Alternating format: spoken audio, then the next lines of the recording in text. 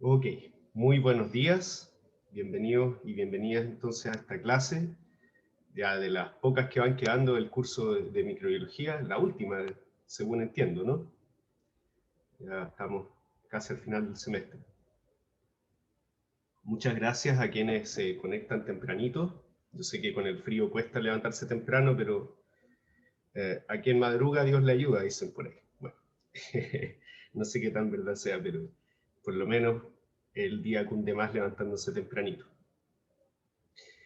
Bien, bueno, en esta clase les quiero hablar sobre los sistemas de inmunidad CRISPR-Cas y quisiera, digamos, partir pidiendo disculpas, entre comillas, porque creo que esta clase me voy a tomar la libertad de alargarme un poco más que la hora más o menos que habíamos convenido en que iban a durar las clases, pero quizás los invito a que la vean no como una clase, sino que más bien como una charla donde vamos a ver ciertas cosas que tienen que ver con microbiología, ciertamente, pero este tema da para, digamos, discutir respecto a muchas cosas que están relacionadas con la ciencia. El mundo del dinero, ¿no es cierto? El mundo del financiamiento de la ciencia, de los premios, de quiénes se llevan los créditos y quiénes no. Esto de que la ciencia, a pesar de que todos sabemos que es un esfuerzo colectivo, ¿no es cierto?, en donde los grandes descubrimientos normalmente dependen de la contribución de muchas personas, al final el reconocimiento se lo llevan siempre unos o unas pocas, ¿no? Entonces, de todas maneras, digamos, les aviso desde ya de que me voy a alargar un poquito más, pero espero que sea también del interés de ustedes. Este es un tema muy relevante. De hecho, fue el motivo del premio Nobel del año pasado, ¿no es cierto? Por lo tanto, yo siento que como estudiantes de ingeniería en biotecnología, sobre todo, y también, ¿no es cierto?, de biología y de otras áreas afines, porque aquí vamos a ver que esto no es solamente una herramienta biotecnológica, como todo el mundo piensa, ¿no es cierto?, sino que esto viene desde un sistema microbiano, ¿no es cierto?, que tiene una cierta función fisiológica, natural, digamos. Y también yo creo que va a estar muy involucrada en esta clase, esta discusión de si realmente lo único que importa es la ciencia aplicada y productiva, ¿no es cierto?, versus estos descubrimientos que a lo mejor en un inicio parecen ser tan poco relevantes, pero que al final terminan siendo cimientos sólidos para descubrimientos que al final terminan siendo los más famosos. Así que todos esos elementos los vamos a tratar de revisar hoy en la clase. Sí, bueno, como lo de las llamas. Fíjense, Alejandro, ahora mismo no, Rojas me parece que es su apellido, que es el académico de la Universidad Austral que está detrás de lo de los anticuerpos de alpaca, ¿no? Alejandro fue compañero de clases mío, él es ingeniero en biotecnología molecular de esta facultad. Y Alejandro siempre ha sido un estudiante destacado. Y entonces da mucha pena, la verdad, ver que en realidad a veces se hace poco caso de las cosas que uno intenta, con las que intenta contribuir. Y ciertamente esta clase también va a tocar mucho ese tema. Bueno, vamos allá. Lo primero que quiero recordarles, ¿no es cierto?, es lo que hemos estado hablando en esta última parte del curso. Primero, con mi clase de dinámica del genoma bacteriano, en donde pudimos revisar de que en realidad las bacterias comparten cierta información genética, ¿no es cierto?, base, que es común a todas ellas, si hablamos de una misma especie, pero que en realidad esa parte común del genoma de las bacterias es la minoritaria. En Escherichia coli, por ejemplo, Klebsiella pneumoniae, enterobacterias, la cantidad de genes compartidos por todas las cepas tiende a ser cercana al 30%, mientras que el 70% restante del genoma es un genoma variable que va cambiando entre cepa y cepa dependiendo de la adquisición o pérdida de elementos genéticos móviles, ¿no es cierto? Entonces las bacterias tienen que estar muy bien preparadas para poder de alguna manera regular esta entrada, llegada de información genética foránea. ¿Ya? Y esto es muy claro, sobre todo en estos casos donde no conviene expresar el nuevo carácter adquirido. ¿Ya? Veíamos en la clase dinámica que había islas genómicas que le permitían a la bacteria adquirir nuevas capacidades metabólicas y por lo tanto a lo mejor ahora poder sobrevivir en un nuevo nicho, ¿ya? Una capacidad que antes no tenía, y en ese sentido el adquirir el elemento genético móvil le conviene a la bacteria, entre comillas, ¿no es cierto? Pero ¿qué ejemplos conocemos en donde no conviene expresar el nuevo carácter adquirido? A ver, no sé si alguien de los que está, o los que está presente me podría decir un ejemplo.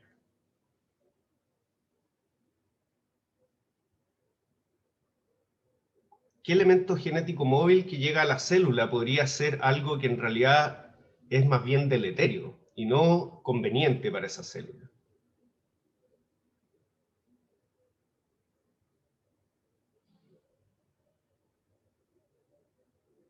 ¿No? ¿No hay ninguna idea? Un fago, ¿no es cierto? Quizás el profago no tanto, porque el profago puede quedarse integrado en el cromosoma. Incluso hay muchos ejemplos en donde dentro de los profagos hay, por ejemplo, genes de virulencia que le sirven a la bacteria para infectar un cierto hospedero. Por lo tanto, los profagos son un caso un poquito especial en el sentido que algunos de ellos, mientras se mantengan en el cromosoma, incluso pueden ser beneficiosos para la bacteria. Pero yo creo que el ejemplo quizás más claro es este, ¿no es cierto? El fago lítico.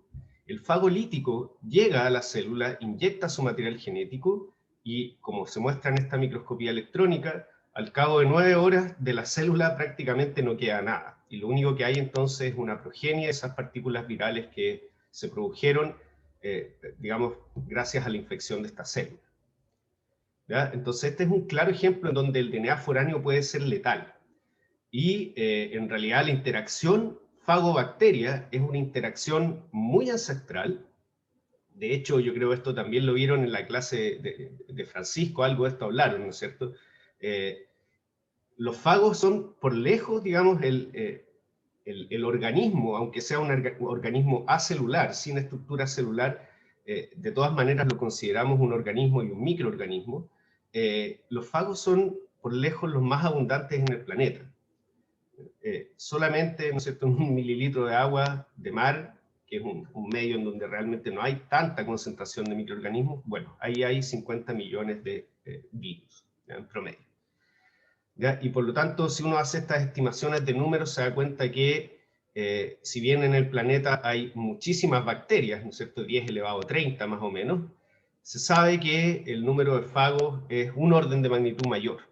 Por lo tanto, en realidad, si que nosotros viésemos nuestro planeta desde afuera con unos lentes que permitan ver microorganismos, veríamos que nuestro planeta en realidad es una nube de virus. Bueno, hoy yo creo que nos queda claro más que nunca.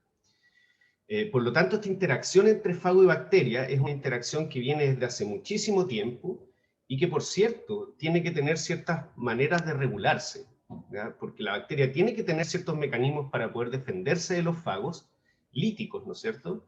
Pero debería también tener ciertas maneras de poder permitir que algunos profagos, por ejemplo, estos que yo les mencionaba, que tienen genes beneficiosos para la bacteria, que eso sí lleguen, ¿ya? Porque permiten la evolución del genoma bacteriano. Por lo tanto, hay un muy delicado equilibrio, sobre todo en microorganismos, ¿no es cierto?, que son sujetos frecuentes de transferencia horizontal.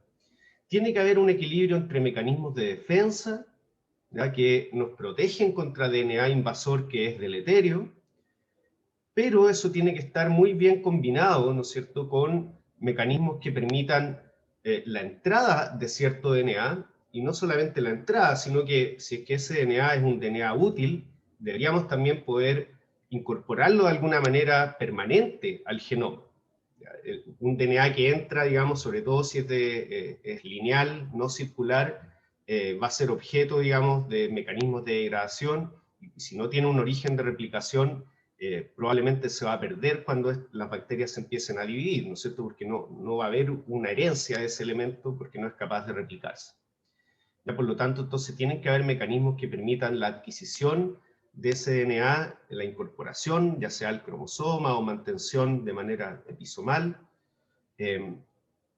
y por supuesto también que esos genes que vienen dentro de este elemento genético móvil puedan expresarse. ¿Ya? Y hay toda una serie de mecanismos que regulan la expresión de estos genes foráneos. ¿Ya? Entonces, este delgado equilibrio nos permite, por supuesto, por un lado, tener resistencia contra DNA deleterio, pero permitir que pueda llegar DNA que sea beneficioso.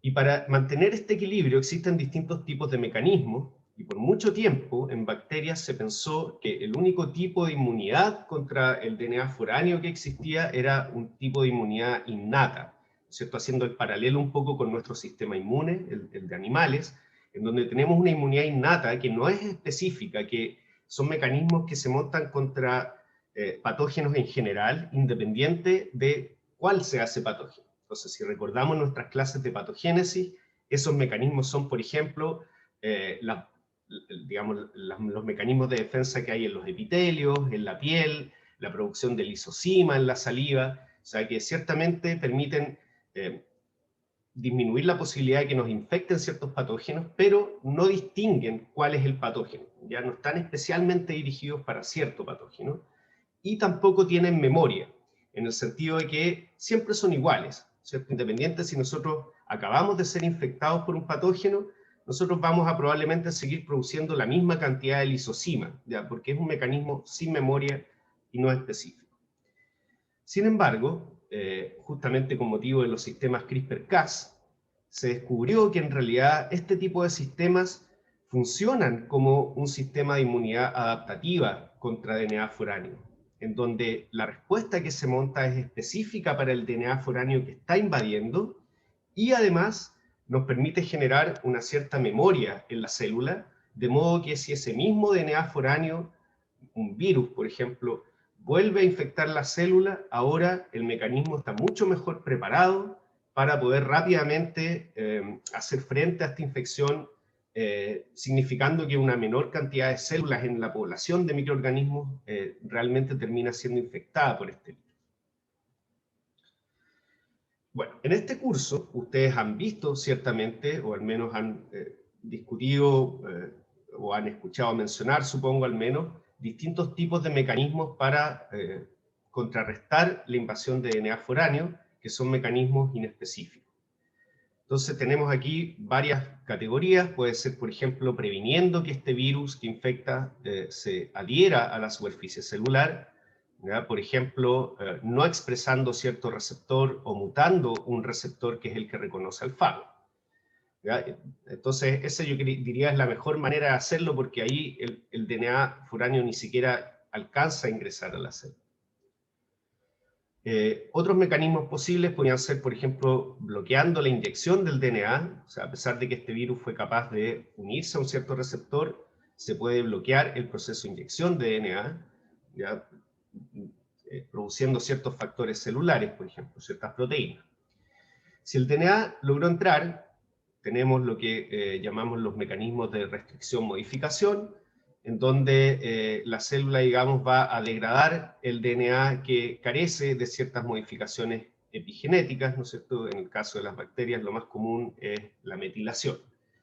Entonces, de esa manera, la célula, digamos, mantiene su DNA metilado y así puede reconocer como que es un DNA propio versus el DNA foráneo que llega sin metilación y por lo tanto estos sistemas de restricción-modificación reconocen ese DNA no metilado y lo degradan.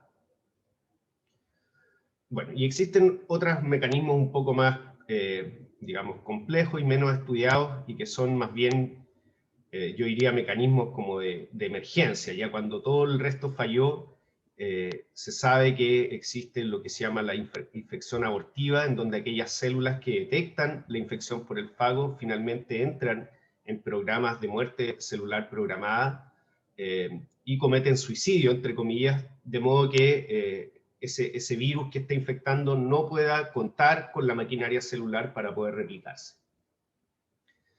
¿Ya? Todos estos mecanismos de los que yo les he hablado hasta ahora son mecanismos inespecíficos. Mientras que, entonces, los sistemas de inmunidad CRISPR-Cas van ahora a significar la existencia de un sistema que tiene memoria y que es un sistema de inmunidad adaptativa contra la infección por fagos, pero no solo por fagos, sino que también, por ejemplo, contra ciertos plásmidos u otros tipos de elementos genéticos móviles.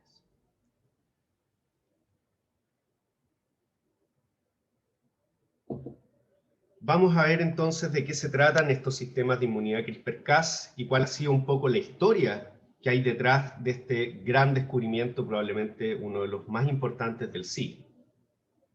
Se dice que es el segundo descubrimiento más importante después el desarrollo del PCR.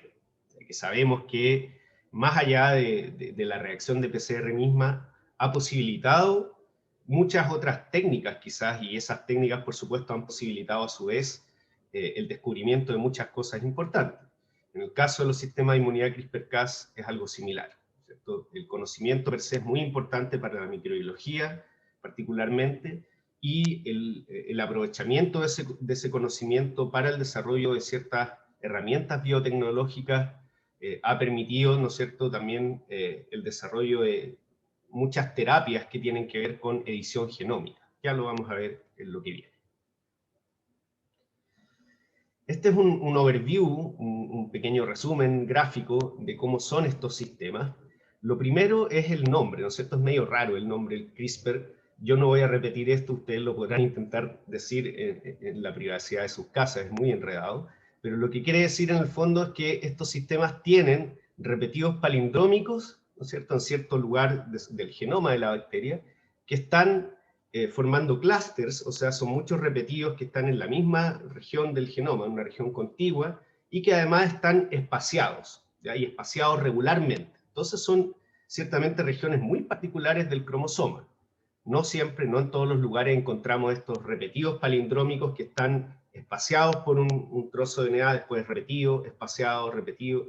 Por lo tanto, desde un principio, las primeras personas que encontraron estos repetidos y se dieron cuenta que estaban ahí en el genoma de la bacteria, desde ese mismo momento hubo inmediatamente una voz de alarma que decía, bueno, esto es muy raro.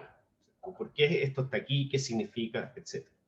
Y vamos a ver que estos sistemas tienen distintos componentes, ¿no es cierto? Ya lo vamos a ver un poquito más en detalle, pero les adelanto que hay, ¿no es cierto?, genes y proteínas asociadas, que son estas Cas. De hecho, por eso se llaman Cas, porque son proteínas asociadas al locus CRISPR. Y estas proteínas van a permitir, de alguna manera, ¿no es cierto?, reconocer un DNA foráneo que invade, tomar una muestra de ese DNA foráneo, incorporarlo a cierta región del cromosoma que va a ser este locus CRISPR, en donde va a quedar una cierta memoria de ese DNA que invade, y gracias a esa memoria, ¿no es cierto?, se van a estar produciendo constantemente muestras de este DNA invasor que van a servir para que cuando esa muestra haga match con un DNA invasor, con este mismo DNA invasor que llega en un futuro, ¿no es cierto?, a esa célula, si hay ese match, hay ese reconocimiento, entonces se activa una maquinaria de degradación del DNA foráneo. Pero antes de ir a los detalles microbiológicos, quiero traer un poco a colación la otra parte, ¿no es cierto?, la que tiene que ver más con el desarrollo que ha traído esto y todas las implicancias, incluso éticas, respecto a este descubrimiento. Y esta es una portada de un artículo que salió el año 2015, o sea, ya hace 6 años atrás, en donde se reconocía en ese entonces ya de que CRISPR iba a ser uno de los descubrimientos que iban a significar un cambio radical en la ciencia de este siglo. ¿Ya? Y desde este momento mismo empiezan, ¿no es cierto?, en este artículo a salir, digamos, preocupaciones o asuntos que discutir en distintos ámbitos, ya sea éticos, económicos, científicos, por supuesto. Y fíjense que durante todos estos años que yo he hecho esta clase en el curso, siempre les decía a las y los estudiantes, este va a ser el premio Nobel probablemente el próximo año. Bueno, eso al final ocurrió el año pasado, en octubre del 2020, ¿no es cierto? Emmanuel Charpentier y Jennifer Doudna, quienes son dos de las protagonistas de esta historia, sobre todo la aplicación biotecnológica de esto, ellas recibieron el premio Nobel en química, ¿ya? Y la verdad es que el título nos dice bastante de este artículo. Este es un artículo que salió en Nature en donde se anuncia, digamos, el premio Nobel. Y el premio Nobel se lo dan no por el descubrimiento del sistema de inmunidad, de hecho ellas no lo descubrieron, sino que el premio Nobel se lo dan por el uso de esa información para el desarrollo de un método para edición genómica. Por lo tanto, es algo completamente biotecnológico, y de hecho el premio Nobel, curiosamente, se lo dan en química, ¿ya? Y no en algo más relacionado con las ciencias biológicas. Y les pongo un poco la otra cara de la moneda, al derecho de la diapositiva. Este es un artículo que salió el año 2016, que de hecho el título, esto de los héroes del CRISPR, es un título que de alguna manera hace una parodia o una respuesta a otro artículo que salió previamente, que se los voy a mostrar un poco más adelante, en donde ciertas personas cuentan la historia de los héroes de este descubrimiento, ¿ya?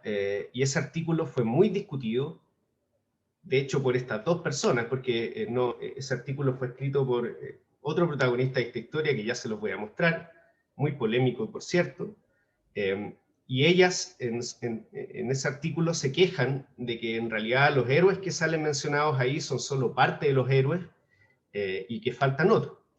Y bueno, un poquito más adelante sale ahora este otro artículo que en realidad también discute un poco lo mismo, ¿no es cierto? De que si bien estos descubrimientos han sido gracias a la contribución de muchas personas, la mayoría de las veces son muy pocas las que se llevan los créditos. Y en este caso pasó con o al menos uno de los estudiantes digamos, de doctorado o postdoc que estaban trabajando en el laboratorio de estas personas, en donde si bien esas personas incluso se sabe que fueron las que llegaron con la idea de hacer esto al laboratorio, y entonces estas personas como investigadoras principales las recibieron como estudiantes, resulta que poco se ha reconocido de que realmente la idea original no es de estas personas, de los investigadores o las investigadoras principales de ese laboratorio, sino que de las o los estudiantes, ¿ya? Entonces, a pesar de que ellas mismas se quejaban en algún momento de que faltaba dar créditos por esto, resulta que al final, al parecer, ellas tampoco dieron mucho crédito a las o los estudiantes que estaban involucrados en esto. Y esto pasa mucho en ciencia, y es una de las cosas que yo creo que hay que tener en cuenta para que la tratemos de cambiar, porque eso no puede ser.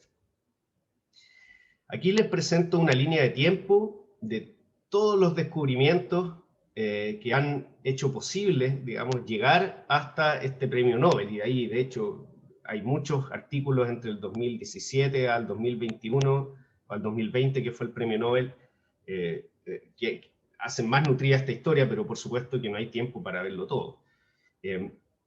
Quizás más allá del detalle, lo primero que quiero que vean es que aquí tenemos, no sé, digamos, involucrados varios tópicos que en realidad significan, no sé, unas 20 o 30 publicaciones, y si uno cuenta todos los autores que hay detrás de esas 20 o 30 publicaciones, deben ser probablemente unos 30 o 40 autores, o bueno, más probablemente 50 quizás, si pensamos en, no sé, unos 3 o 4 autores al menos por cada artículo, aunque en realidad normalmente son más. O sea, hay mucha gente involucrada aquí, muchos artículos involucrados, y al final el Nobel se lo llevaron solamente 2 personas. Pero bueno, así es la ciencia por ahora, lamentablemente. En esta figura les muestro además, digamos, arriba está un poco la línea de tiempo de los descubrimientos, digamos, científicos que llevaron a aplicar esto como un método biotecnológico para la edición de genomas, y abajo les muestro también la contraparte económica que ha tenido esto. O sea, la cantidad de empresas biotecnológicas que se han hecho multimillonarias gracias a la aplicación de estas tecnologías de edición genómica son bastante impresionantes. Aquí simplemente salen algunas, y esto no está muy actualizado, esto hasta el 2015. Lo que se ha hecho de ahí en adelante es bastante más. Y bueno, ciertamente algunas de estas empresas pertenecen a Jennifer Doudna y a Emmanuel Charpentier, así que, digamos, cuando uno le da el palo al gato, la ciencia sí puede ser muy lucrativa. Pero bueno, no, si es que ustedes quisieran, perdón que vuelva, pero si ustedes quisieran saber más detalles de esta historia, tengo, digamos, los hitos de cada uno de estos periodos, ¿no es cierto?, desde los descubrimientos iniciales, ya que fueron el descubrimiento de estos repetidos en Escherichia coli, hasta, bueno, la historia contemporánea. Así que si alguien quisiera más detalles, les puedo pasar el set completo de las diapos, pero todos los años hay algo más que contar al respecto, entonces es como que cada vez se me va alargando más la clase y al final algo hay que quitar. Entonces, me gustaría que ahora discutamos un poco cómo es el funcionamiento, en qué consiste este sistema. Yo les hablaba, ¿no es cierto?, de que esta es digamos,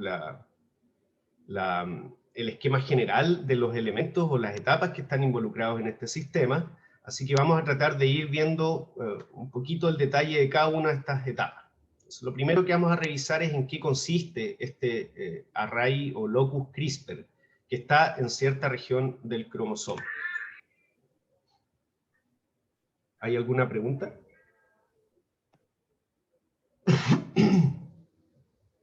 ¿No? Ok.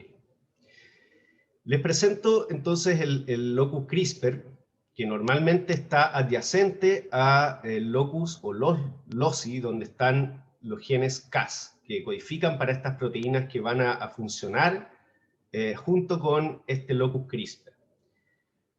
Hagamos un zoom primero al locus CRISPR mismo. Ya, recuerden que CRISPR quiere decir este conjunto de repetidos palindrómicos que están espaciados regularmente. En este esquema vamos a ver que estos repetidos palindrómicos son estos rombos negros, ¿ya? Mientras que los espaciadores, así los vamos a llamar, son estos segmentos de DNA que están entre los repetidos. ¿Ya? Por lo tanto, tenemos esta estructura. Repetido, espaciador, repetido, espaciador, repetido, espaciador. La secuencia del repetido vamos a ver que es siempre la misma y depende más bien de la especie bacteriana. Sin embargo, lo que es variable son estos espaciadores. Cada uno de estos espaciadores puede ser diferente, así normalmente es, y estos espaciadores son justamente los trocitos que se adquieren del DNA que invade y que se incorporan al cromosoma como una especie de memoria. Además, hacia el extremo 5' de este locus, vamos a tener esta región que aquí está marcada con una L, que es la región líder.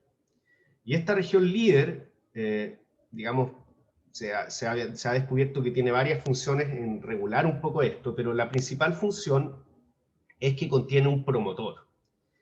Y este promotor, por lo tanto, lo que va a permitir es que se transcriba un RNA, que va a ser el RNA CRISPR, que va a contener toda esta información, ¿no es cierto? Todo esta especie de operón, ¿no es cierto?, que está aquí, todo este locus CRISPR va a ser transcrito en un RNA que vamos a llamar el RNA CRISPR. Ya vamos a ver para qué sirve ese RNA, pero por ahora lo importante entonces es recordar que el locus CRISPR tiene, por una parte, la sección en donde están los repetidos y los espaciadores. Los repetidos son siempre los mismos y los espaciadores cambian porque dependen de cuál es el DNA que infecta esa célula. Y la región líder, una de sus funciones más importantes, va a ser tener un promotor que va a permitir la transcripción del RNA CRISPR que contiene tanto los repetidos como los espaciadores.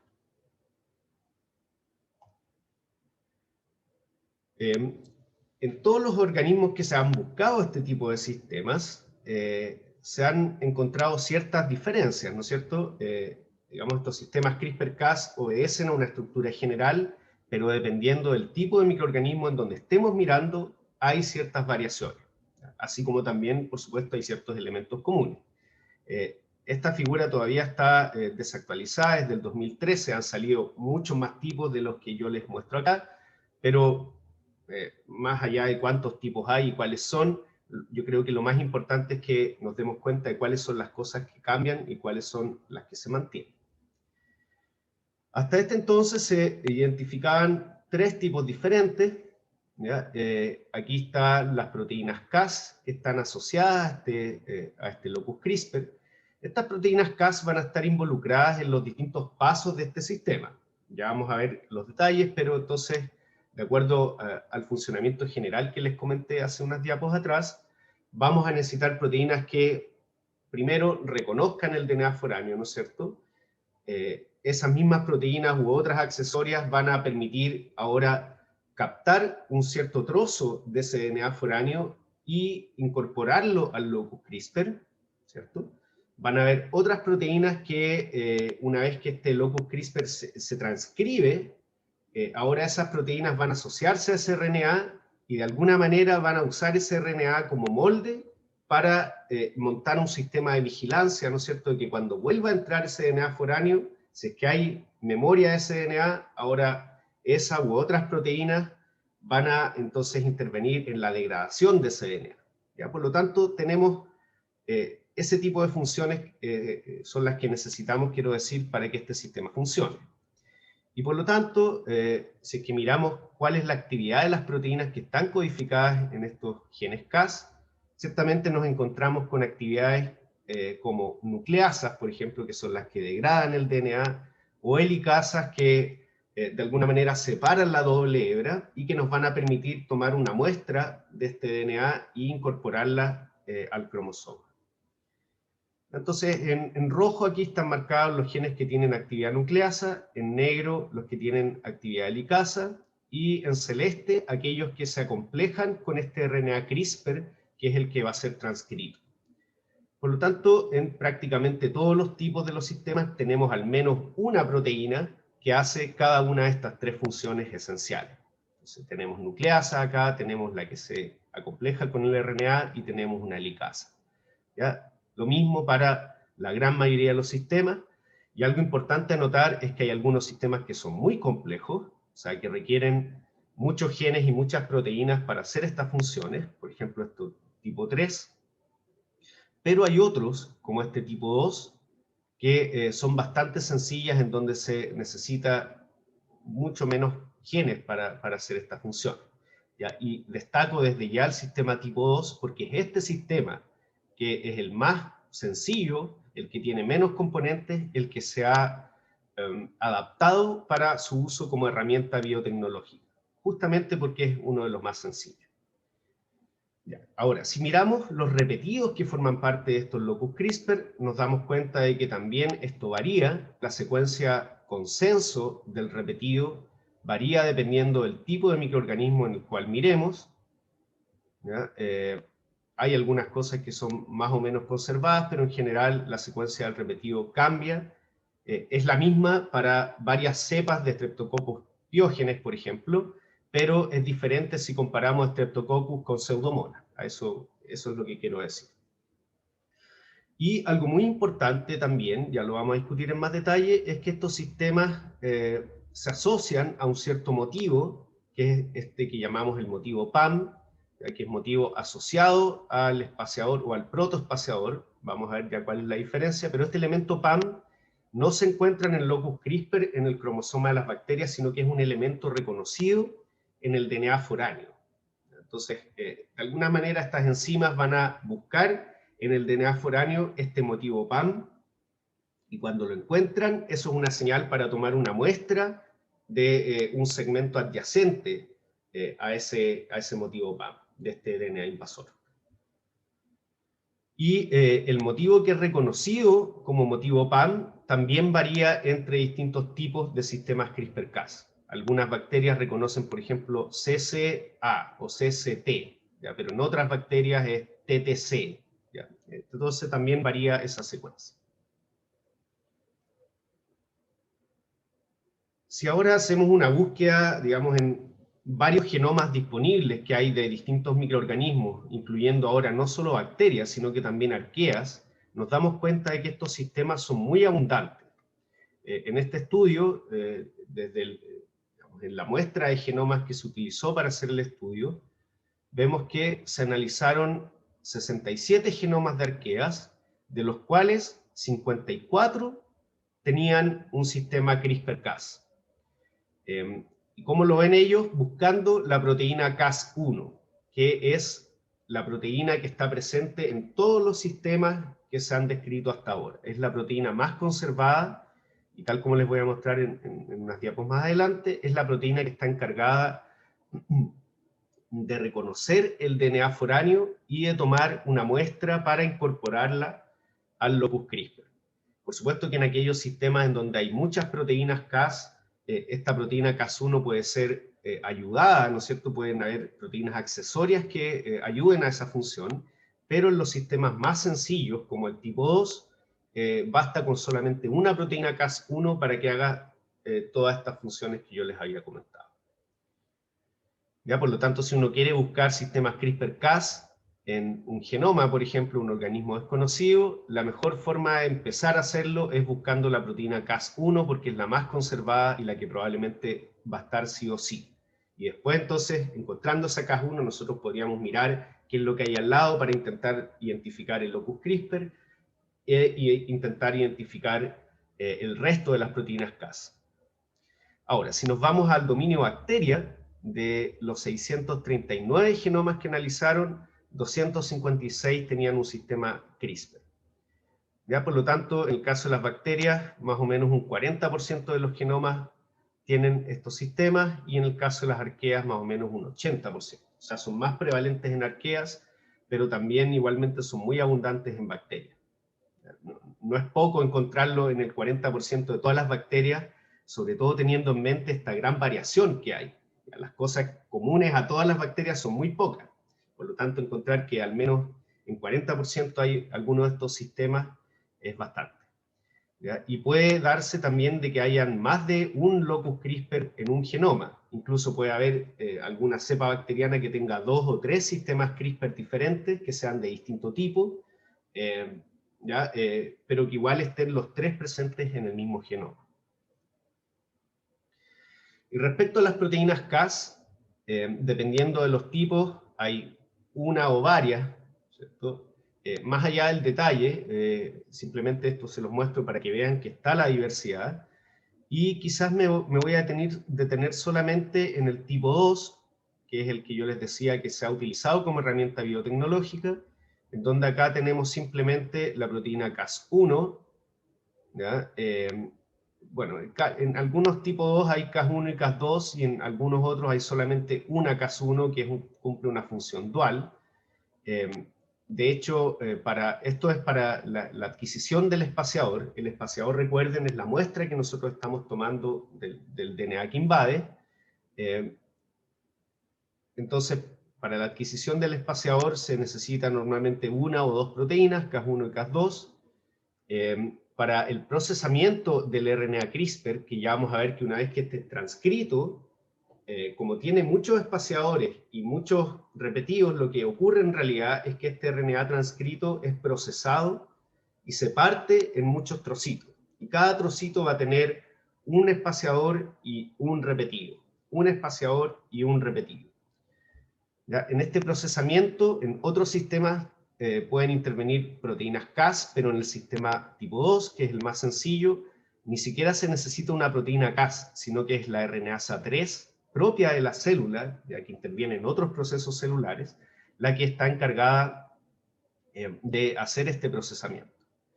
¿Ya? Por lo tanto, si ustedes quieren de alguna manera tomar un sistema tipo 2 y ponerlo en una bacteria nueva, básicamente necesitan la proteína Cas1, la proteína Cas9, ya que va a ser la que ahora se va a complejar con este RNA CRISPR que está procesado, y digamos esta misma proteína va a ser la que hace la función de degradación. Mientras que para los otros sistemas normalmente se requieren otras proteínas Cas. ¿Ya? Por lo tanto, este sistema tipo 2 es el más sencillo, en donde básicamente uno necesita solamente la proteína Cas9 para hacer el reconocimiento del DNA que uno quiere degradar y la degradación misma. Y este sistema, estos sistemas CRISPR, no solamente funcionan como sistemas para degradar DNA, sino que ya hay buena evidencia de que también pueden degradar RNA. Incluso hay algunos sistemas CRISPR-Cas que funcionan como sistemas de regulación de la expresión génica, en donde pueden degradar ciertos mensajeros para apagar la expresión de ese gen. ¿Ya? Por lo tanto, estos sistemas no solamente funcionan como sistemas de inmunidad, sino que se sabe que también pueden funcionar como sistemas de regulación de la expresión génica.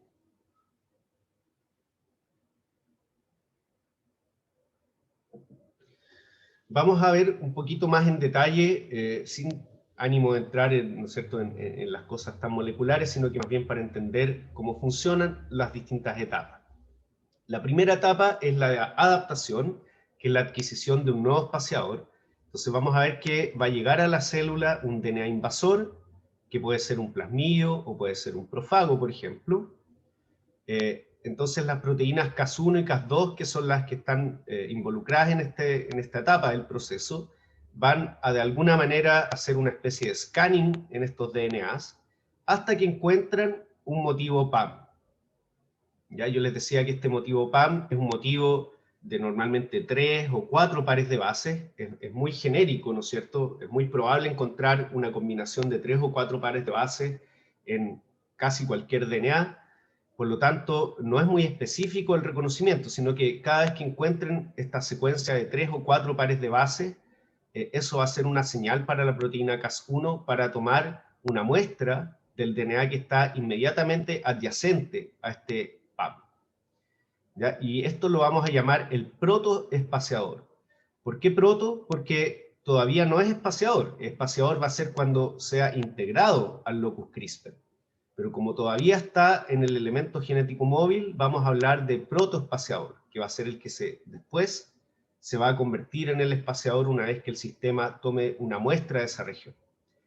Lo relevante aquí es recordar que cómo se elige el sitio del DNA que va a ser muestreado, digamos, a grandes rasgos, sin entrar en complejidades adicionales, depende principalmente del reconocimiento de este PAM. La maquinaria escanea el DNA hasta que encuentra un PAM, y cuando encuentra un PAM va a tomar una muestra del DNA que está inmediatamente al lado. Ok, este DNA entonces va a ser de alguna manera tomado, esta muestra se va a cortar un trocito, por así decirlo, de este DNA, y ahora estas proteínas van a catalizar la integración de este espaciador, de este protoespaciador al locus CRISPR, convirtiéndolo en un espaciador. ¿Ya? Y esta integración, además, es importante saber de que ocurre con una cierta direccionalidad. ¿A qué me refiero? O sea, siempre los nuevos espaciadores se van a ir integrando en la región adyacente al locus líder. ¿Ya? Por lo tanto, eso nos da inmediatamente una secuencialidad de cómo se van almacenando los espaciadores en el cromosoma. Los más antiguos, los que se almacenaron primero, van quedando hacia el extremo 3' del locus. ¿Ya? Por eso es que aquí están marcados con un número, ¿no es cierto?, que va del primero hacia el último a medida que vamos acercándonos al líder. ¿Ya? Entonces, en un primer momento en este cromosoma se integró este espaciador, después, ante la llegada de otro DNA foráneo, se integró este segundo espaciador y por lo tanto fue dejando al primero hacia el extremo 3' y así, hasta este espaciador 5, que nosotros inmediatamente al ver el orden de este, digamos, locus CRISPR, nosotros podemos darnos cuenta inmediatamente que este espaciador 5, que está más cerca de la región líder, corresponde al elemento genético que infectó esta célula al último, en el tiempo, ¿no es cierto? Es el evento de infección más reciente. Ya, por lo tanto, si tenemos esta situación inicial, en donde tenemos un cromosoma con 5 espaciadores, y ahora sometemos a la célula a la infección con estos DNA foráneos, alguno de estos, se toma la muestra y ahora este protoespaciador es integrado en esta parte del locus y se transforma en el espaciador número 6, suponiendo que partimos de esta situación inicial que teníamos acá. ¿Queda claro? ¿Alguna duda hasta ahora? Están muy callados y calladas.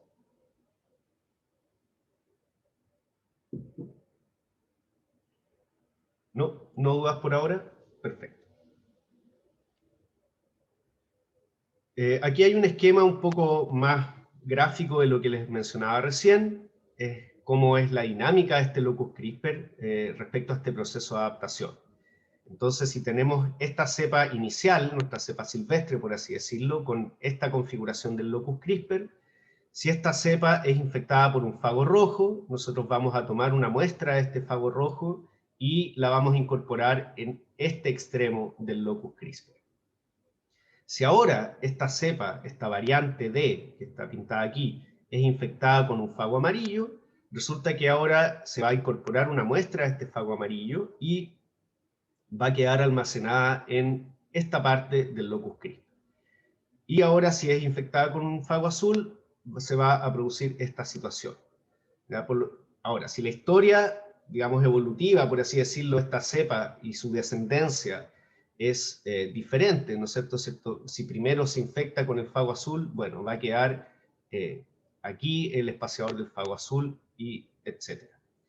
¿Qué es lo que les quiero decir con esto? Que si nosotros ahora miramos simplemente la disposición de espaciadores en esta variante, nosotros, sin haber conocido esta historia, nosotros la podemos reconstruir. Nosotros simplemente mirando el orden de los espaciadores vamos a poder decir que en el caso de esta variante, primero ocurrió la infección con el fago azul, después con el rojo y después con el amarillo, mientras que a lo mejor en esta otra variante que vivía en otro ambiente, resulta que la historia fue distinta y acá el fago que primero infectó fue el rojo, después el amarillo y después el azul.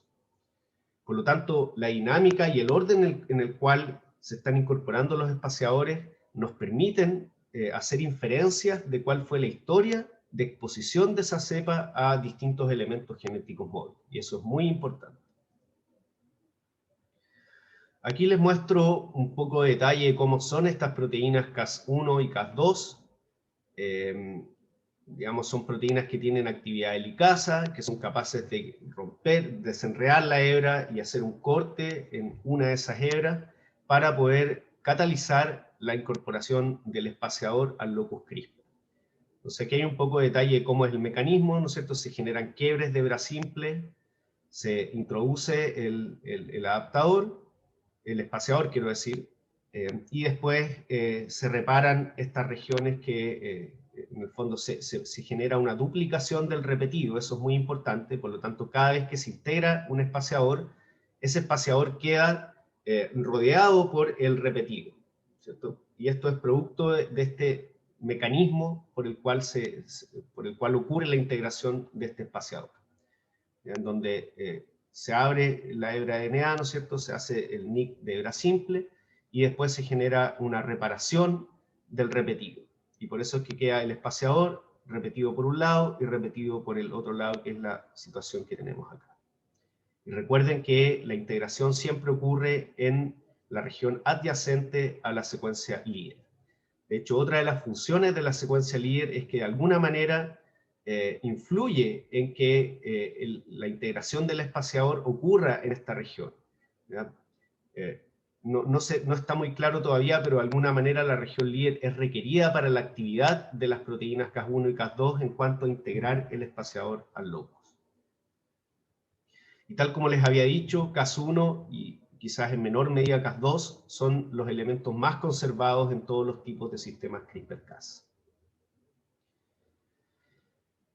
Bien. Ahora les voy a hablar un poquito respecto a este motivo PAM, que es el motivo que está adyacente al protoespaciador en digamos, el DNA foráneo que está invadiendo la célula. Noten desde ya que este motivo PAM no es incorporado al locus CRISPR. Lo único que se incorpora es el protoespaciador y no el PAM. Por lo tanto, una diferencia muy importante que ustedes tienen que tener, digamos, claro, es que el PAM está presente en el DNA invasor, ¿ya? Pero lo que se incorpora al locus CRISPR es lo que está inmediatamente adyacente. ¿Ya? Por lo tanto, en el locus CRISPR nosotros no vamos a tener ese PAM. Y eso, de alguna manera, a la célula le permite distinguir entre, digamos, un trozo de DNA que corresponde al elemento foráneo, ¿no es cierto? Porque recuerden que una copia exactamente de esa misma región va a quedar integrada en el cromosoma. Entonces, ¿cómo lo hace la bacteria para no degradar su propio cromosoma? ¿Ya? Entonces, la manera en la cual se distingue la copia del espaciador que está en el cromosoma de aquella que está presente en el elemento foráneo es porque en el elemento foráneo, al lado de ese protoespaciador, hay un PAM. Por lo tanto, para que se degrade ese DNA, tiene que encontrarse el protoespaciador, ¿no es cierto? Pero además, eso tiene que estar en el contexto del PAM adyacente. Y si se cumplen esas dos cosas, se produce la degradación de ese DNA foráneo, ¿ya? Y como en el cromosoma, insisto, solo se incorporó el espaciador y no el PAM, en el cromosoma la configuración va a ser espaciador, y al lado del espaciador, en vez de un PAM, va a haber el repetido del locus CRISPR. Por lo tanto, esa diferencia es la que le permite al sistema, entre otras cosas, distinguir entre la copia que sí es el DNA foráneo y que por lo tanto hay que degradar, versus la copia que está en el cromosoma que ciertamente no hay que degradar. Ok, pero ¿cómo se llegó a identificar estos motivos PAM? Este es un trabajo muy interesante, muy pionero además, que es el 2009, antes incluso que esto se ocupara como herramienta biotecnológica, en donde lo que se hizo fue tomar muchos espaciadores de sistemas CRISPR-Cas de distintos genomas, en 300 cepas en este caso, que eran representativas de 150 especies, y esos espaciadores se compararon con bases de datos para ver desde dónde provenían. Entonces, esto es una primera cosa importante, porque en esta época todavía no se sabía muy bien para qué servían estos sistemas, ¿ya? Antes yo les contaba la historia completa y quizás queda un poco más claro de qué es lo que se supo primero y qué es lo que se supo después, pero insisto en que ya no hay mucho tiempo para hacer esa historia, así que si alguien quiere la historia completa, insisto, yo se las puedo dar con las diapos completas.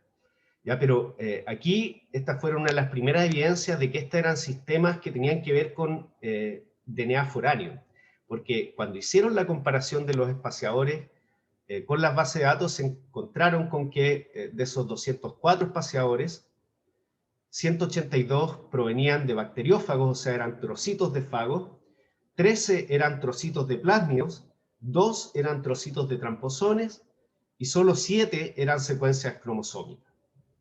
¿Ya? Esto nos dice de que esto está dirigido principalmente a elementos genéticos móviles, ¿no es cierto? Pero de que en ciertas ocasiones, al parecer, estos sistemas también cometen errores, ¿ya? Incorporan espaciadores de ciertas regiones del cromosoma al locus CRISPR, ¿ya? Ahora, ¿por qué no se produjo autoinmunidad en esos casos? En este caso no se sabe. De hecho, ya les decía, en esta época todavía no se sabía que estos sistemas eran para defenderse de DNA foráneo. Por lo tanto, la interpretación que yo les doy es la que podemos dar ahora que conocemos la historia completa. ¿Ya? Y ahora, cuando fueron a mirar cuáles eran las secuencias que rodeaban estos espaciadores en las secuencias que hacían match, ¿no es cierto? O sea, si íbamos a mirar estos bacteriófagos, ¿no es cierto?, donde sabemos que está este protoespaciador, y ahora miramos qué secuencias hay al lado de ese protoespaciador en ese bacteriófago o en estos plásmidos, y eso, la gente que hizo este trabajo fue muy astuta, porque alineó todas esas secuencias que estaban contiguas al espaciador, y ahí se dieron cuenta que había esta conservación o este motivo que llamamos el motivo PAM. ¿Ya? Además, en este trabajo, otros descubrimientos muy importantes, junto con otros trabajos que vinieron después, es que en realidad, bueno, lo que ya les decía, la maquinaria Cas1 y Cas2 solo adquiere protoespaciadores que están adyacentes a un motivo PAM. ¿Ya? El PAM está presente en el genoma invasor, pero no en el locus CRISPR, lo que permite prevenir la autoinmunidad. ¿Ya? Además, se sabe que una de las maneras que los bacteriófagos pueden evadir estos sistemas de inmunidad CRISPR-Cas, porque por supuesto que los bacteriófagos tienen formas de evadirlo, por algo siguen habiendo más virus que bacterias, ¿no es cierto? Porque si esto hubiese sido un mecanismo 100% infalible, ya no quedarían fagos, ¿ya? Porque las bacterias entonces habrían erradicado los virus. Es como que nosotros pensamos que algún día vamos a erradicar los virus. No, o sea, los podemos mantener a raya, pero erradicarlos, imposible. Por lo tanto, la manera en que los bacteriófagos pueden evadir la inmunidad CRISPR es mediante la mutación de los PAMs. O sea, pueden mutar los protoespaciadores, ciertamente, ¿ya? Pero también pueden mutar los PAM. Y como los PAM son tan poquitas bases, la verdad es que una de las maneras más frecuentes por las cuales se va de este sistema es mutando el PAM. Entonces, en el DNA del bacteriófago podemos tener el mismo espaciador que podría ser reconocido por el sistema CRISPR-Cas, pero resulta que si ese bacteriófago, como producto de su replicación, ¿no es cierto?, al azar a lo mejor, generó alguna variante en donde hubo un cambio en una de estas bases, ahora ese DNA ya no va a ser blanco de degradación, y por lo tanto las células que tenían la memoria de este fago ahora ya no van a poder montar una respuesta inmune porque el fago mutó, y de esa manera puede evadir el sistema. Bueno, por supuesto que el sistema es mucho más complejo de lo que yo les digo, de hecho se han ido descubriendo cada vez más detalles, y se sabe que en realidad no todos los protoespaciadores que tienen un PAM al lado son adquiridos con la misma frecuencia.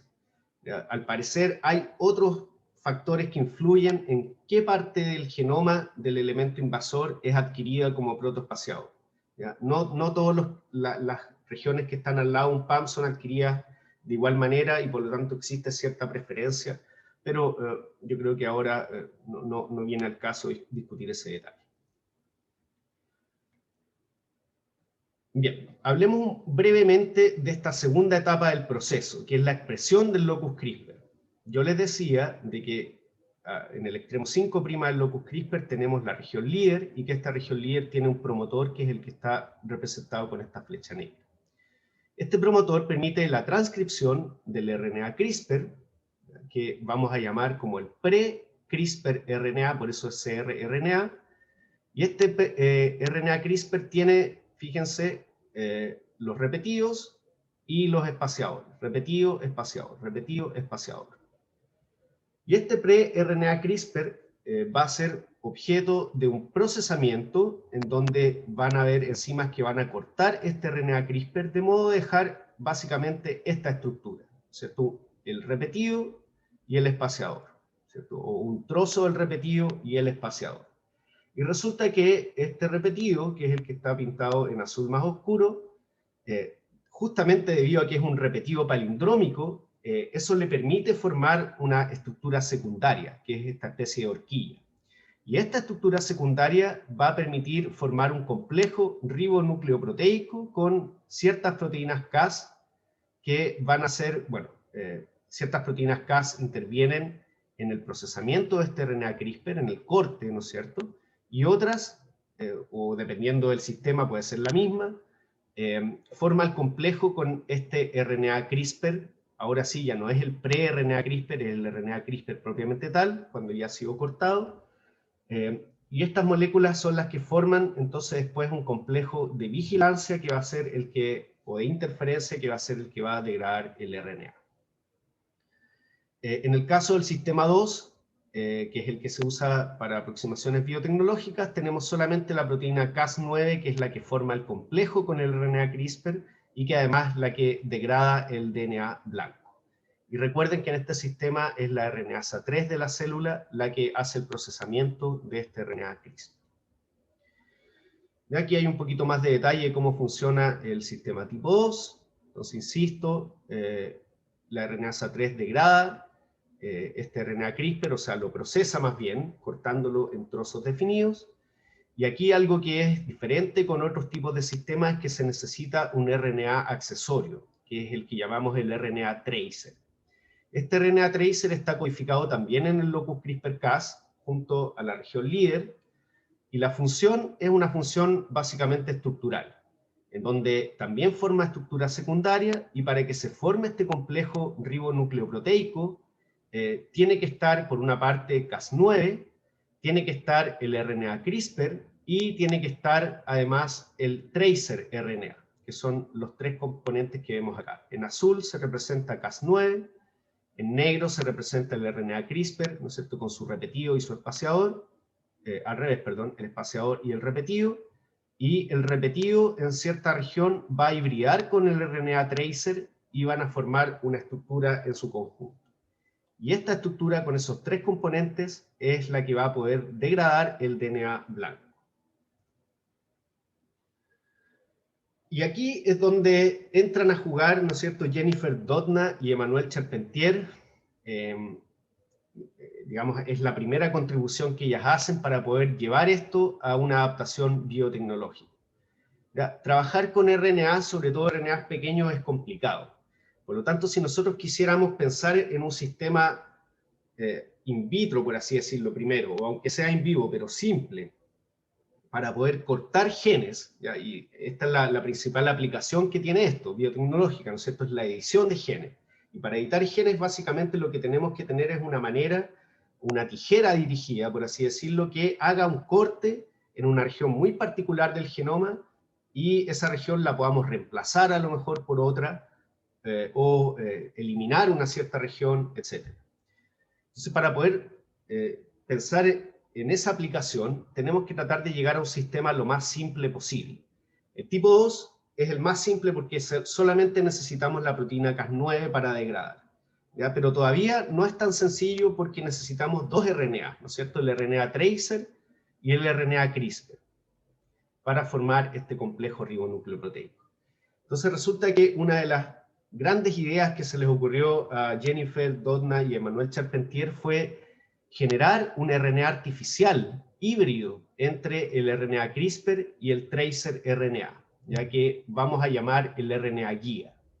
Entonces, este híbrido, que es un único RNA, una quimera entre estos dos RNA, pero que se puede expresar como un único RNA en el fondo, es un único gen que nosotros tenemos que poner en el sistema, ese va a ser suficiente ahora para poder degradar el DNA. Entonces, lo vamos a ver enseguida, un poquito más de detalle, pero les hago inmediatamente el paralelo en donde esta es la versión natural del sistema tipo 2, ¿ya? Cas9, RNA CRISPR y RNA tracer, y esta es la versión sintética, ¿no es cierto?, que se ocupa hoy en día para biotecnología. Hay otras variantes, pero esta es la más usada y la clásica.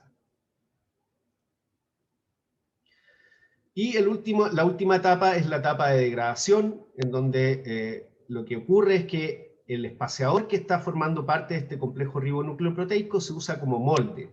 Y cada vez que haya una hibridación, ¿no es cierto?, un reconocimiento entre el espaciador y un DNA foráneo, que es este DNA blanco que está representado acá, entonces cuando se genera ese match y está presente el PAM, lo que ocurre entonces es la degradación de ese DNA blanco.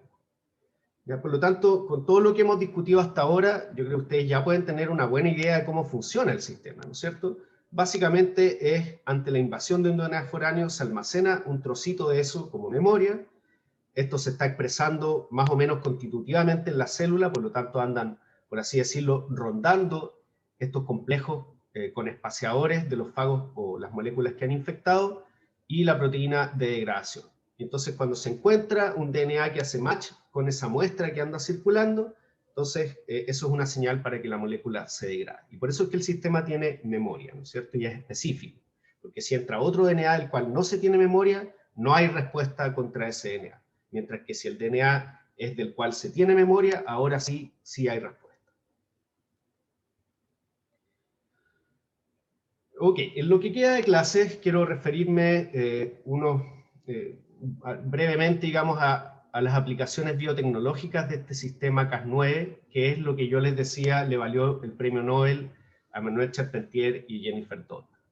Y este es uno de los artículos más importantes al respecto, en donde se describe el uso de este sistema para generar el corte dirigido de un DNA in vitro. Aquí esto es solo in vitro, pero sienta las bases para ocupar esto después incluso en organismos vivos.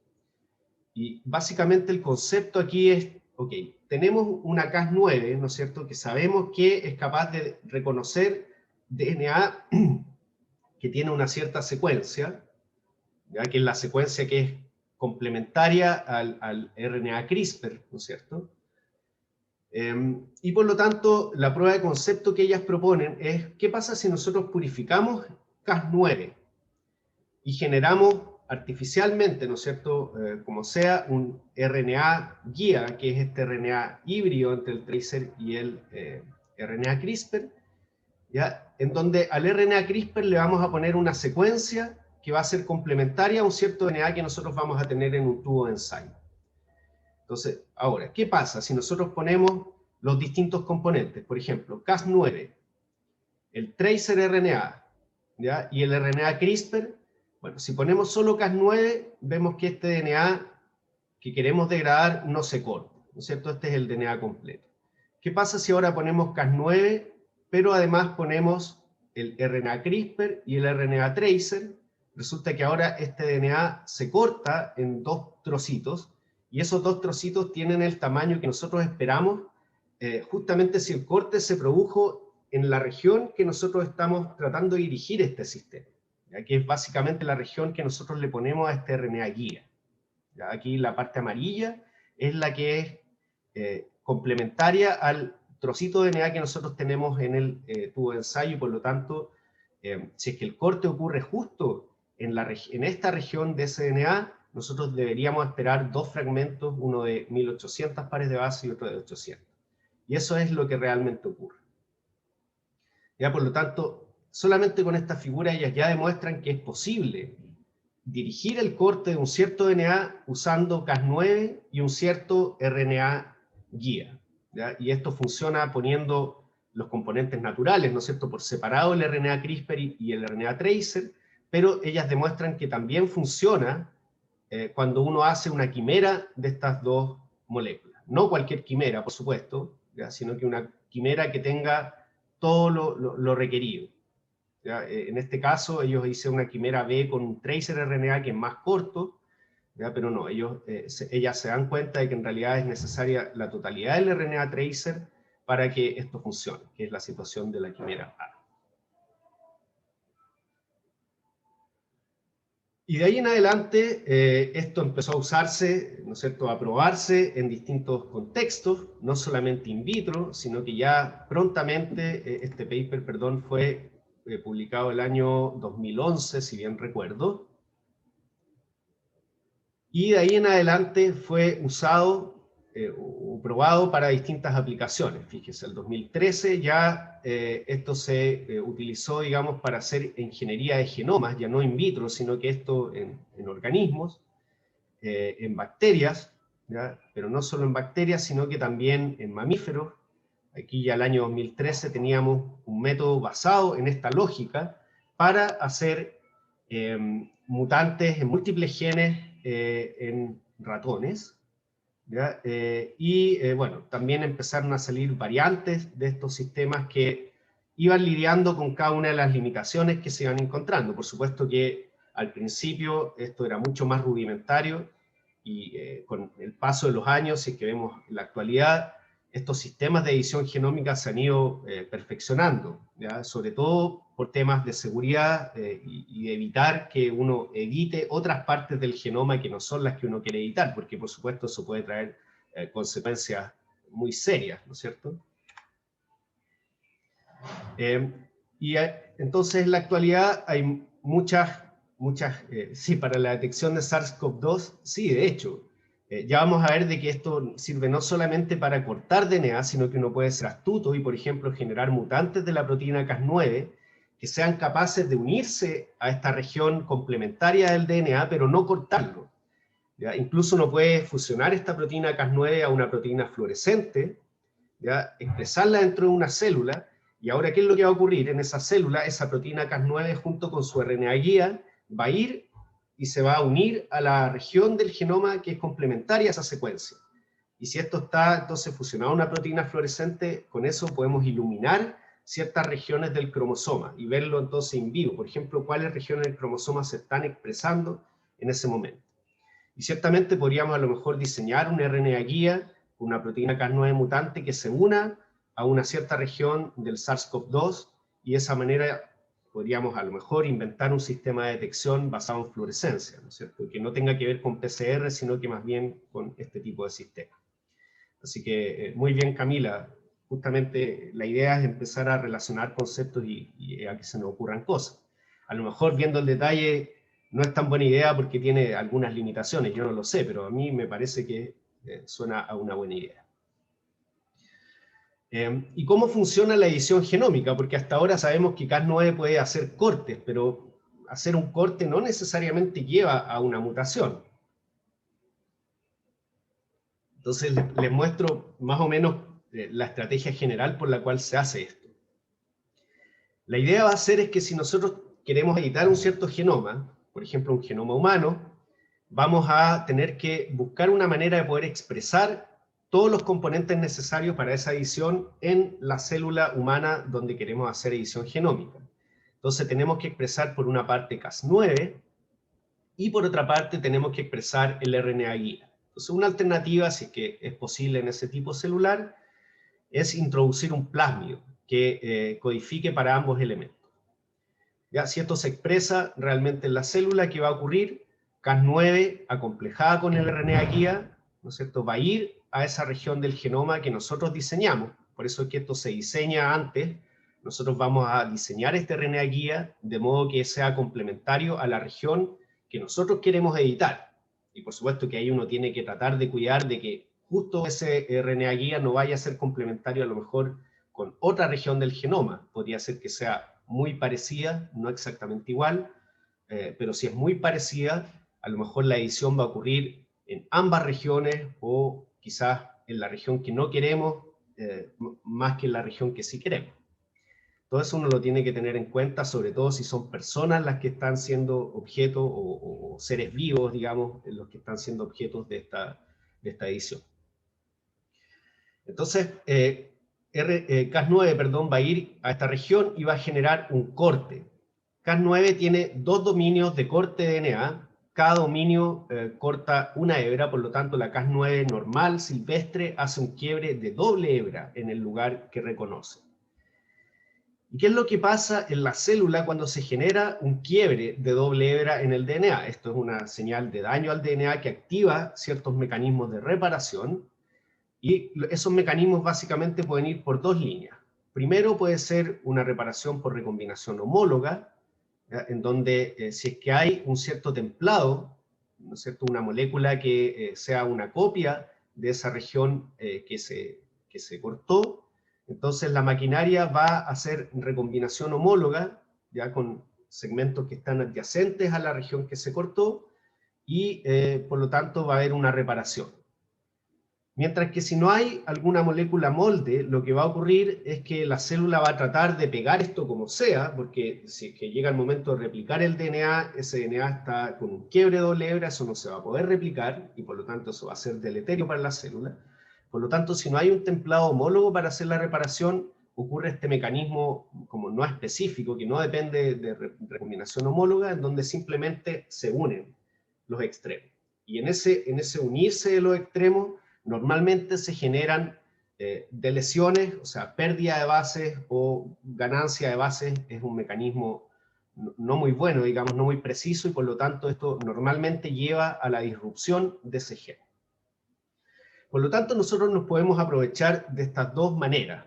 Si lo que queremos hacer es simplemente eliminar un gen, apagar su expresión, ¿no es cierto?, hacer un knockout de ese gen, puede que baste con simplemente dirigir Cas9 a que haga un corte de doble hebra, ¿cierto?, y esperar a que en algunas de las células que nosotros estamos transformando con esto, esa reparación lleve a la deleción del gen. Y por supuesto que nosotros tenemos que tener maneras de cómo confirmar o quedarnos con aquellas células en donde realmente ocurrió la irrupción, porque en algunas a lo mejor esto se va a volver a unir, pero más allá de que a lo mejor se genere una pequeña lesión, quizá eso va a quedar en el mismo marco abierto de lectura, y por lo tanto quizás se pierde solamente un aminoácido, pero de ahí en adelante la proteína queda normal, ¿ya? Y si ese aminoácido no es muy relevante, quizás la proteína va a seguir con su misma función. Por lo tanto, nosotros tenemos que, igual después de generar la lesión, buscar maneras de confirmar que ocurrió lo que nosotros estamos buscando. ¿Ya? Pero si nosotros lo que queremos es algo más sofisticado, a lo mejor reemplazar el gen por una copia mutada, que tenga a lo mejor ciertas mutaciones que nosotros queremos introducir y no cualquier mutación al azar, entonces el truco es, además de introducir Cas9 y el RNA guía, transformar esta célula con un templado para la reparación. O sea, un trozo de DNA que va a tener básicamente las mismas regiones de homología que están rodeando el lugar que nosotros queremos modificar, pero en este templado de reparación nosotros ya vamos a ver generado las mutaciones que queremos. O sea, va a ser una versión mutante a lo mejor de este gen, y por lo tanto cuando ocurra la recombinación homóloga, al final lo que va a ocurrir es que se va a reemplazar la copia silvestre del gen por la copia que nosotros estamos suministrando, ¿ya? Por lo tanto, de esa manera podemos generar, por una parte, de lesiones de regiones precisas, sustituciones precisas o reemplazo de ciertos genes, usando esta estrategia, o si lo que queremos es simplemente hacer knockout de genes, podemos hacerlo un poquito más sencillo aprovechándonos de esta vía.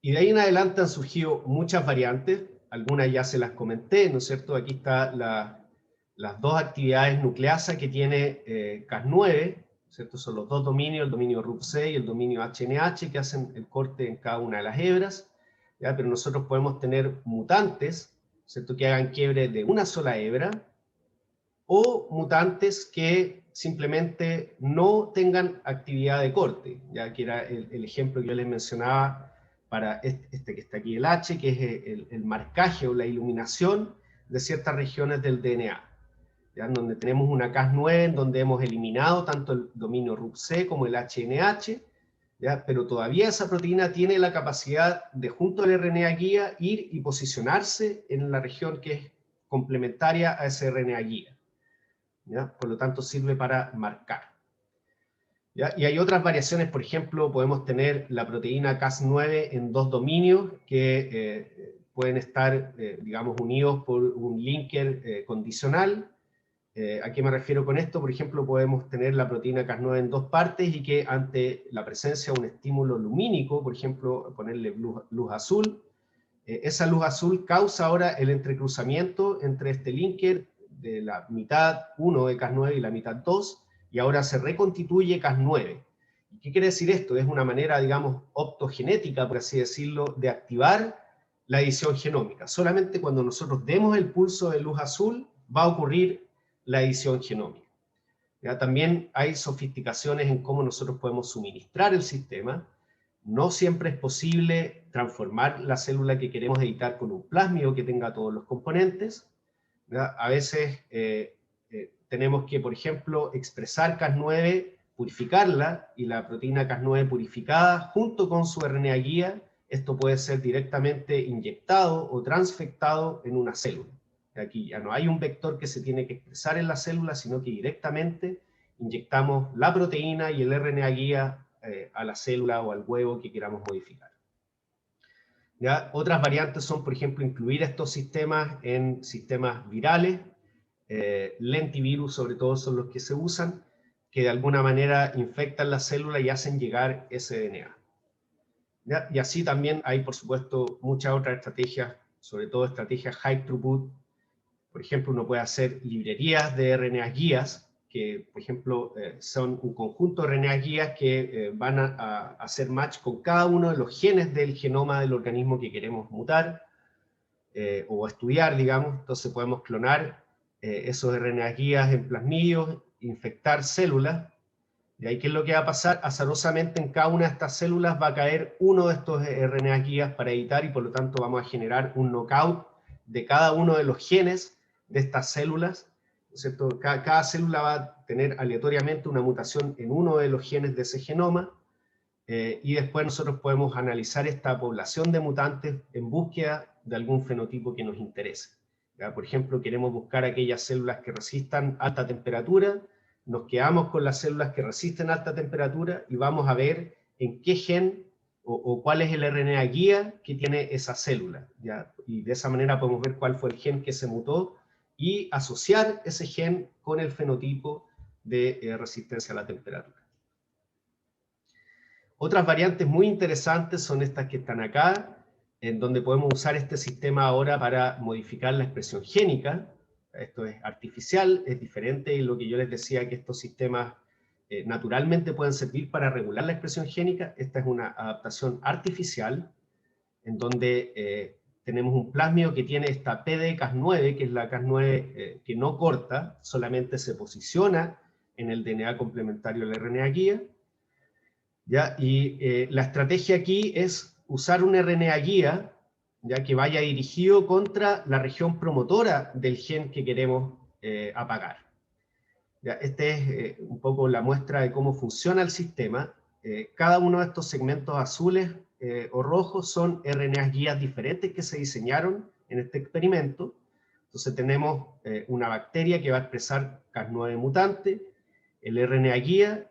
Y fíjense que cuando nosotros dirigimos el RNA guía justo a la posición -10, -35, que son las posiciones más relevantes del promotor bacteriano, cuando Cas9 se posiciona en esa región, lo que causa es que se apague la expresión de este gen. Aquí lo estamos midiendo como un gen de fluorescencia, una proteína fluorescente verde.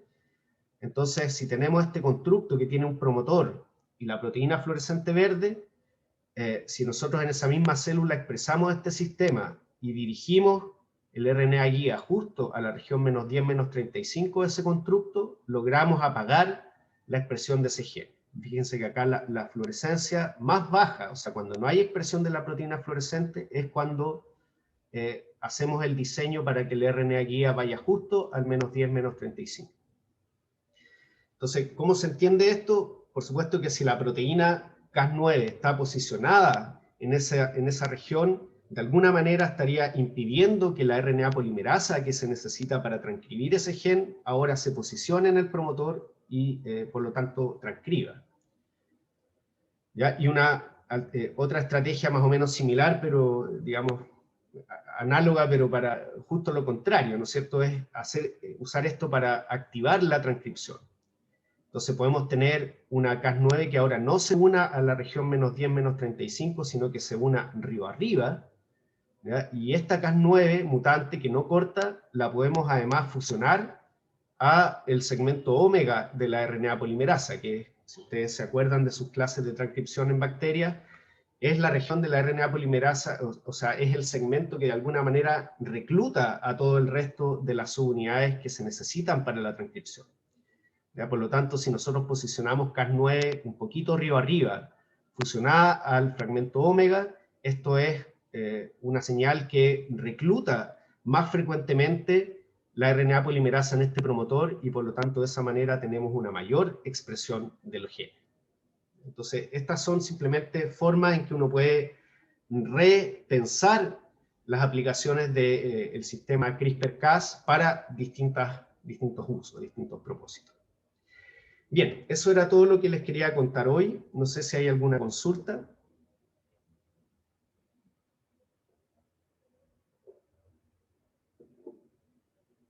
¿No? Bueno, aprovechando a los que están presentes, digamos, les cuento, sobre todo a aquellas personas que tienen interés por conocer un poquito la historia de esto. Hay también muchas implicaciones éticas, no les voy a seguir dando la clase, no se asusten, solamente les voy a mostrar como qué otro tipo de cosas son interesantes de saber respecto a esto. Están estas cosas que se llaman los gene drive, que es el uso de CRISPR-Cas para ahora modificar genes, pero a nivel poblacional. O sea, de hecho, aquí les muestro un poco algunos ejemplos de eso. Esto se ha intentado usar, por ejemplo, para hacer erradicación de roedores en algunos lugares o erradicación de mosquitos que transmiten el dengue. Esto también, el uso de CRISPR-Cas en edición genómica de humanos adultos y embriones humanos es una materia de controversia actual, digamos, en donde mucha gente piensa de que esto no debe ser usado en embriones ni tampoco en líneas germinales, de modo que no genere cambios heredables. Hasta ahora se ha aprobado el uso de CRISPR-Cas para edición genómica en humanos adultos y en células, digamos, en donde no se va a heredar ese cambio, ¿ya? Y de hecho, bueno, tal como menciona Rodolfo, hay un caso muy polémico en donde en China realmente se hizo, digamos, edición de embriones y eso se hizo, digamos, de manera ilegal, por así decirlo. Y el científico que lo hizo ahora está preso en China por haberlo hecho. Y como producto de eso se ha generado un montón de controversia, ¿ya? Justamente por este tema de hacer edición genómica en embriones humanos. ¿Ya? También han habido muchos problemas con respecto a la seguridad de estas terapias génicas basadas en CRISPR-Cas. Aquí hay un ejemplo en donde se hace esto. Este fue el primer trial que se aprobó para hacer terapia génica en humanos basado en CRISPR-Cas. Esto fue el 2016, ¿ya? Para tratar ciertos tipos de leucemia. De ahí en adelante esto como que empezó a aumentar, ¿cierto? Varios estudios clínicos empezaron a ser aprobados hasta que empezaron a salir ciertos warnings que dicen de que al menos en algunas de estas terapias se estaría induciendo el cáncer. ¿ya? Este es un paper muy comentado que salió el 2019, si bien recuerdo, en donde se evidencia que el uso de estos sistemas CRISPR-Cas estaría induciendo, digamos, la respuesta a daño de DNA por P53, y P53 es un conocido oncogen.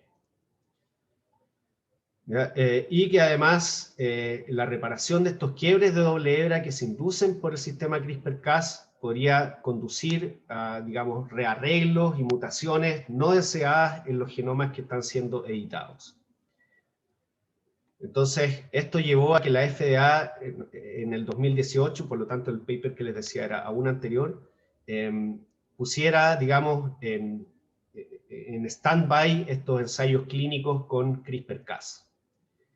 ¿Ya? Y de hecho de ahí en adelante han salido muchas noticias y de hecho varios de los protagonistas de esta historia, incluyendo Emmanuel Charpentier, Jennifer Doudna y varios otros que no tuve tiempo de mencionar hoy, llamaron en marzo del 2019 a una moratoria para hacer edición de genomas, sobre todo en, digamos, genes o en células que son cambios heredables.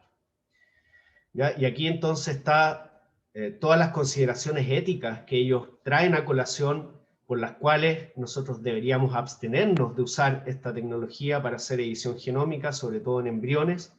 ¿Ya? Y a mí me parece muy interesante leer estas consideraciones porque tocan, digamos, la esencia de lo que es el trabajo científico, no solamente para edición genómica, sino que para cualquier descubrimiento o tecnología que pueda traer consecuencias que todavía no tenemos muy claras cuáles son.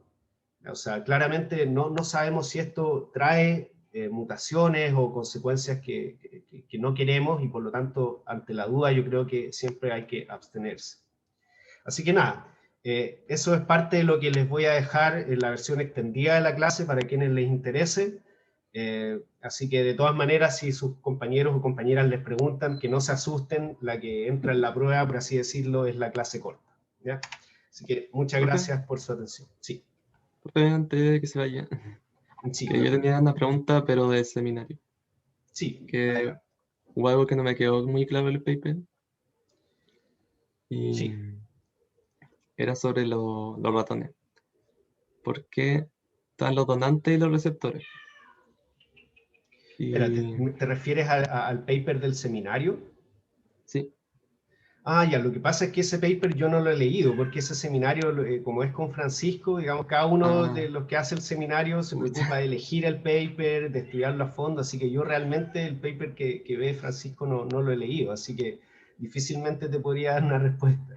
bueno, Así que lo lamento, pero te recomiendo, por supuesto, escribirle a Francisco. Él siempre tiene muy buena disposición para contestar las consultas. ya, gracias. De nada. ¿Hay alguna otra consulta?